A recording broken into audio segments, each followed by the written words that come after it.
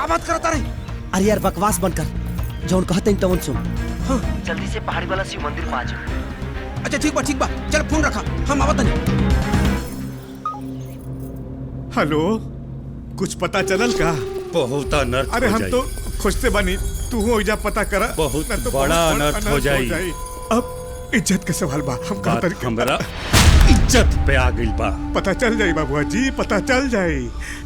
बच्ची भी है करो के बात बहकावा में आ गई रोई, रहुआ चिंता न करी बाबूआ जी।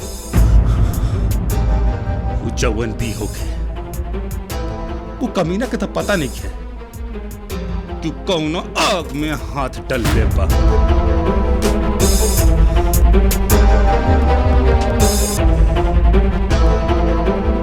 ओकर तो हाल करब कि ओकर आत्मा दोसर तेल में 10 बार सोची।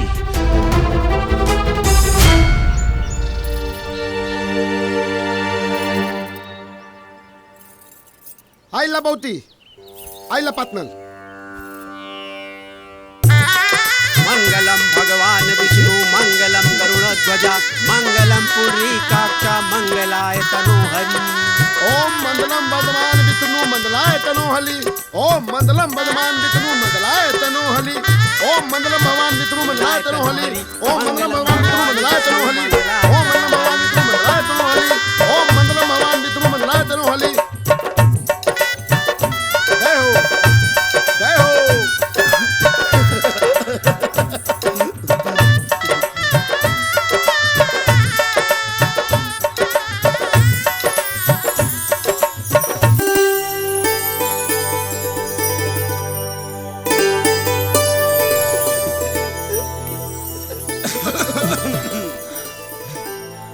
यार पार्टनर, शादी तो तू कह लेला, लेकिन अब भौजी के रकबा कहाँ? यार शादी के बाद लगी कहाँ रहली सी? ततुलाल में। और ही कहाँ?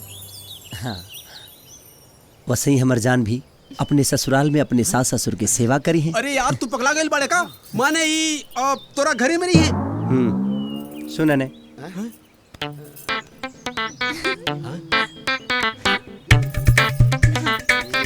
Smart boy, very smart boy. चल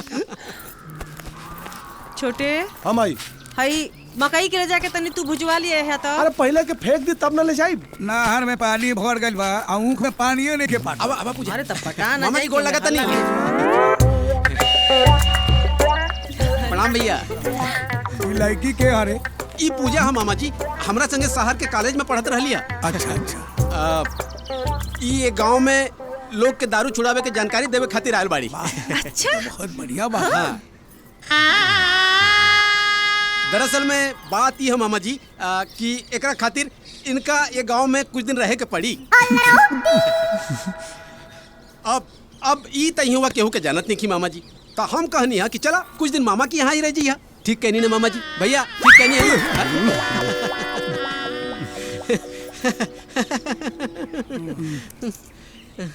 देखो बाबू, एक घर में ही लड़की सुरक्षित ना रही।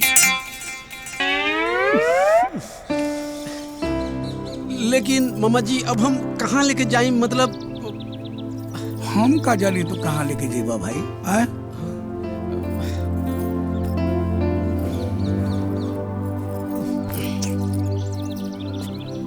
ठीक है मामा जी, चलो धनी, चलो पूजा जी।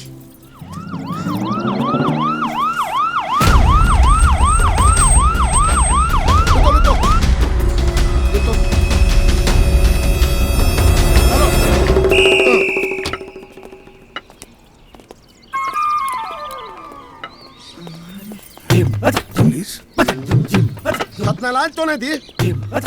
ए बाबू, ये चाइनीज भाषा काहे बोला तानी? बोले के बाद हिंदी बोली ना तो भोजपुरी में बोली।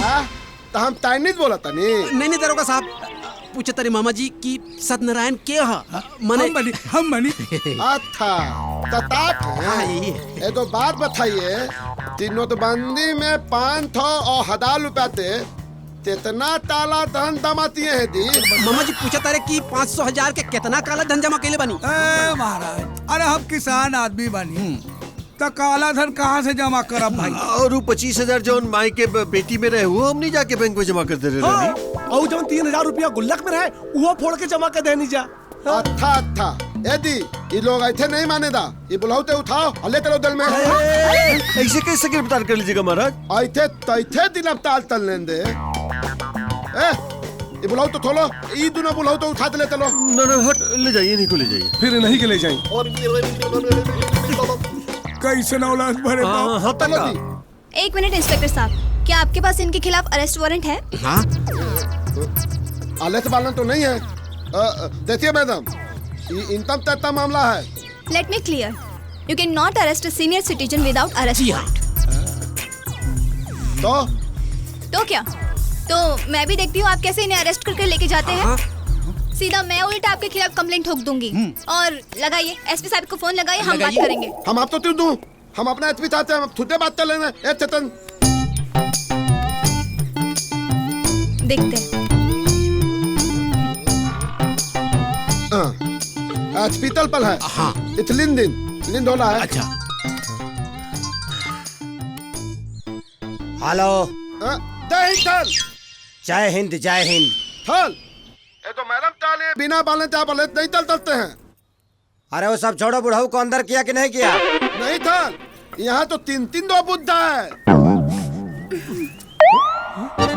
एगो खेदाव लदाते मोदली बना हुआ है और दूसरा प्लांट है बना हुआ था। कहाँ बात कर रहा है? हाँ था। एगो काम करो, जैसे मैडम बाहरी जाती है ना, उन तीनों को पकड़ के अंदर डाल दो। अच्छा मतलब कि हम धल से बहला पहला दें, अद्दा भी ललती धल से दाने लगे तब तीनों बुलाओ तो हम अंदर चलते। हाँ जी थल। जय हिंद थल। जय हिंद।